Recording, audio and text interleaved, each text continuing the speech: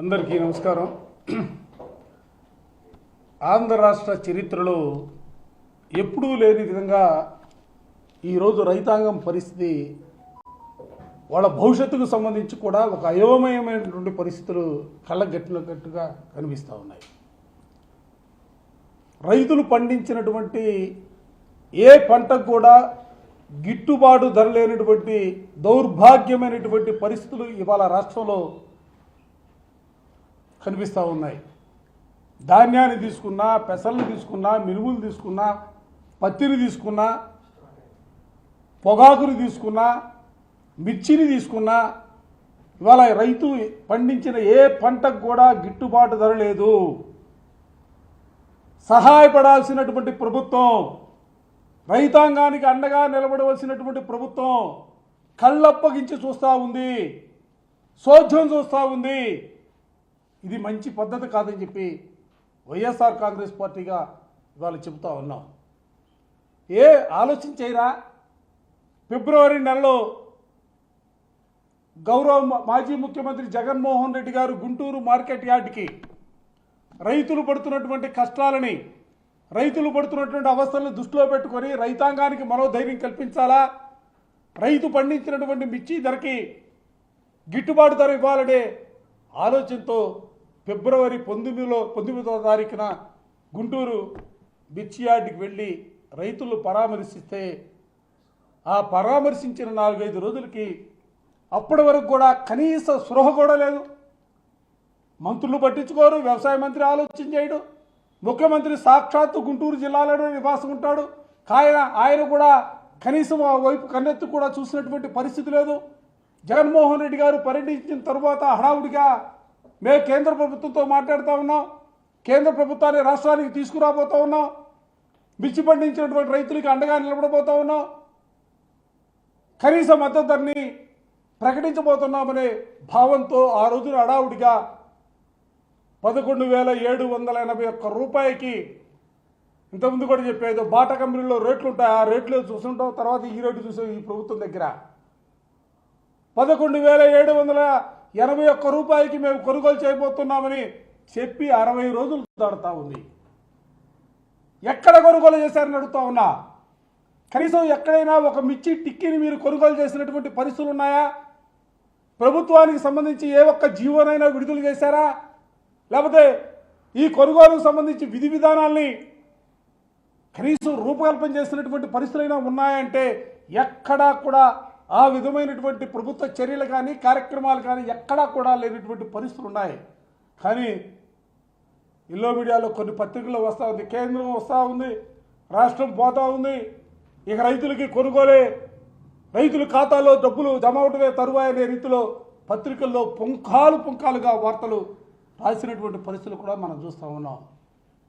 ఇవాళ గుంటూరులో చూసాం, రైతులందరూ కూడా స్వచ్ఛందంగా రోడ్లపైకి వచ్చి మేము పండించినటువంటి పంట గిట్టుబాటు ధర లేదు, కనీస మద్దతు ధర కూడా లేనటువంటి పరిస్థితులు ఉన్నాయి. 6,000కి 7,000కి ఎక్కడో 1-2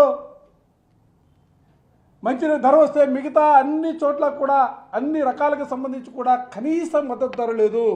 7,000 కూడా కొనుగోలు చేసే పరిస్థితుల్లో లేనటువంటి పరిస్థితులు ఉత్పన్నమని రోడ్డుపైకి వచ్చి ఇవాళ ఉద్యమించినటువంటి పరిస్థితులు కూడా చూస్తూ ఉన్నాం. మేము ఈ సందర్భంగా ప్రభుత్వాన్ని కూడా కోరుతా ఉన్నాం, రైతు కంట కన్నీరు ఒలిగితే ఆ రాష్ట్రం సర్వనాశనం అయిపోతుంది అనేది చరిత్ర చెబుతున్నటువంటి పాఠం. ఇవాళ రైతుల కళ్ళల్లో కన్నీళ్లు తిరుగుతూ ఉన్నాయి, రైతులు బాధపడతా ఉన్నారు. అసలు రైతులు తమ భవిష్యత్తు ఏందనే ఆందోళనలో ఉన్నటువంటి పరిస్థితుల్లో ఇవాళ ప్రభుత్వం ఎందుకు ముందుకు రావట్లేదని అడుగుతా ఉన్నా. వ్యవసాయం దండగా మీరు భావిస్తూ ఉన్నారా? గతంలో మీరు మాట్లాడినటువంటి మాటల్ని ఇవాళ ఈ సందర్భంగా గుర్తు తెచ్చుకోవాల్సినటువంటి పరిస్థితులు ఉన్నాయి. మీకు రైతుల పట్ల ఎందుకు చిత్తశుద్ధి లేదని అడుగుతా ఉన్నా. వైఎస్ఆర్ గవర్నమెంట్లో జగన్మోహన్ రెడ్డి గారు 3,000 కోట్ల రూపాయలతో స్థిరీకరణ నిధి ఏర్పాటు చేస్తే మీరు ఇవాళ 300 కోట్ల రూపాయలతో అన్ని పంటల కొనుగోలుకు సంబంధించి బడ్జెట్లో కేటాయింపు చేస్తారా? ఇదేనా మీకు రైతుల పట్ల చిత్తశుద్ధికి నిదర్శనం? ఈ జిల్లాలో ఉన్నారే సమస్త యంత్రాంగం మంత్రాంగం మొత్తం కూడా ఈ జిల్లాలో గుంటూరు జిల్లాలోనే ఉన్నారు. గుంటూరు జిల్లాలో తీసుకుంటే సుమారుగా 150 పైచిలకు కోల్డ్ స్టోరేజ్ గుంటూరు జిల్లాలో ఉన్నాయి. దేశంలో ఎక్కడా కూడా లేదు ఒక పరిశ్రమకు సంబంధించి ఇది కోల్డ్ స్టోరేజ్ ఉండటం అనేది. ఈ రాష్ట్రంలో 4 లక్షల పైచిలకు ఎకరాల్లో మిర్చి సాగు చేస్తూ ఉన్నారు. 2 లక్షల మంది పైచిలకు రైతులు వ్యవసాయం చేస్తున్నటువంటి పరిస్థితులు వాళ్ళకి కనిపిస్తూ ఉన్నాయి.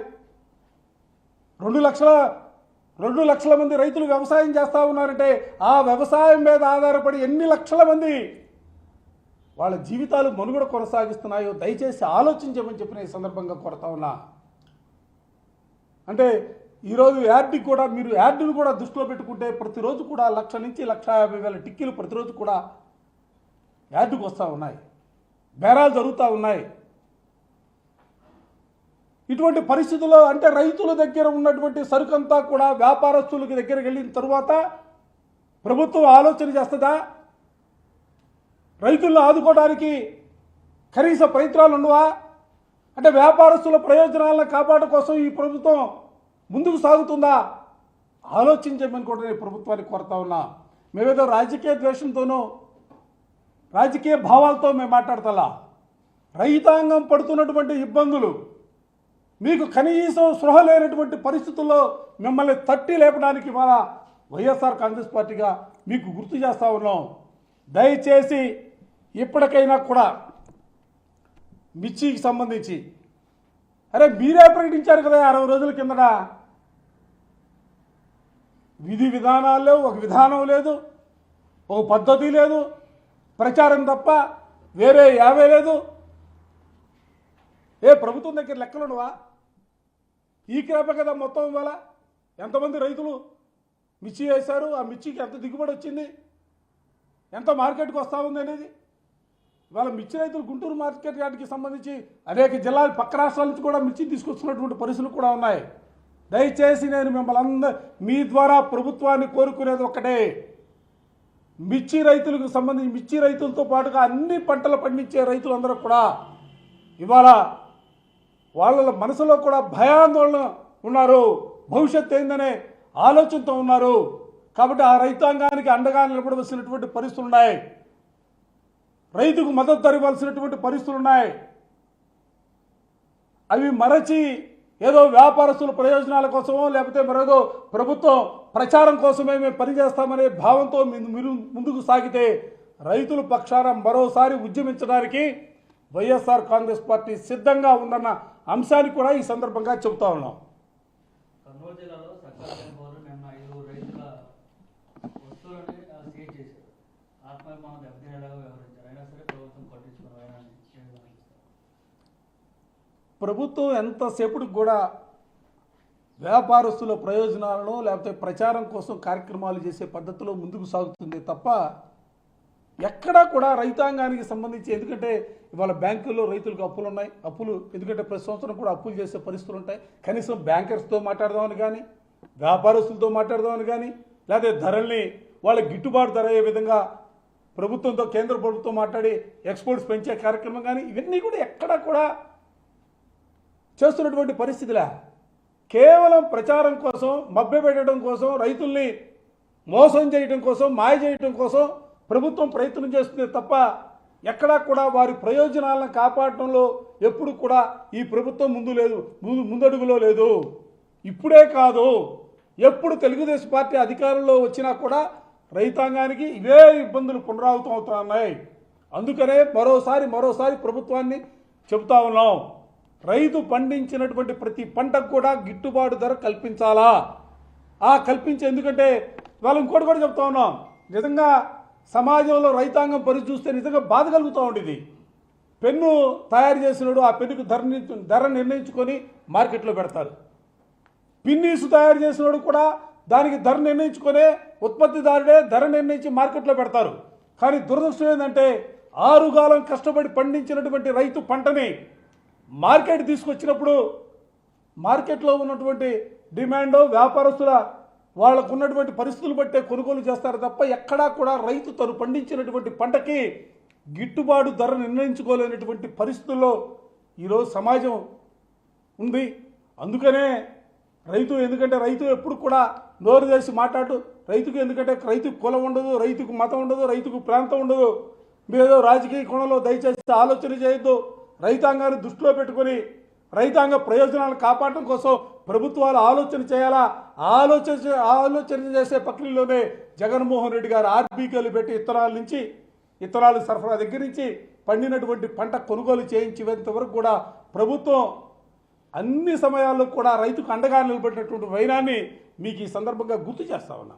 నిన్న మీ నాయకుడు పులివెందులు అరటి రైతులు పరామర్శిస్తే అసలు అరటి రైతులు పులివెందులో ఉన్నారన్న సంగతి ఇప్పుడు గుర్తొచ్చిందని అచ్చెన్నాయుడు ఎక్కలుగా మాట్లాడారు. ఏం చెప్తారు?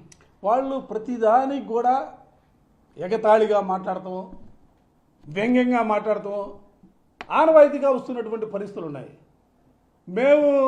మీరు ఎన్నిసార్లు వ్యంగ్యంగా మాట్లాడినా, ఎగతాళిగా మాట్లాడినా, లేకపోతే మరో విధంగా మాట్లాడినా మేమైతే రైతుల పక్షాన ఉంటాం. రైతుల ప్రయోజనాలను కాపాడటం కోసం ఎప్పుడు కూడా రైతులతో పాటే నడిచే కార్యక్రమం తీసుకుంటాం. రైతుకు న్యాయం జరగాల. వైఎస్ఆర్ కాంగ్రెస్ పార్టీ ఆలోచన కానీ, ధ్యేయం కానీ, జగన్మోహన్ రెడ్డి గారి విధానం కానీ రైతు పండించినటువంటి ప్రతి పంటకు కూడా గిట్టుబాటు ధర కల్పించాలా. అది ప్రభుత్వం బాధ్యత.